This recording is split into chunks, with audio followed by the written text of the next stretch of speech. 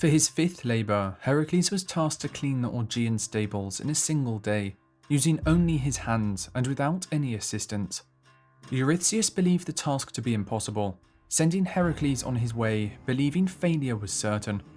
The stables belonged to King Orgeas from the neighbouring kingdom of Elis. They housed 3,000 immortal cattle and had not been cleaned for nearly 30 years. The stables were so overrun with animal dung that in some places the filth had piled several metres high, and no one dared approach them due to the awful smell.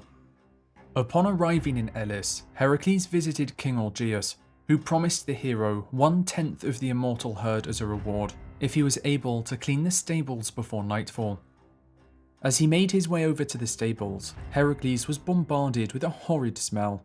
It was even larger and more filthy than he had imagined, spanning the length of a small city. After taking a look around, Hercules himself thought the task impossible to complete. He instead headed to the nearby rivers Alpheus and Peneus, which he hoped would do the job for him.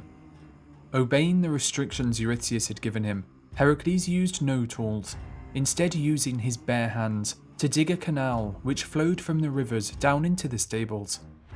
Once completed, a great torrent of water came flooding into the stables, washing away years of filth in an instant.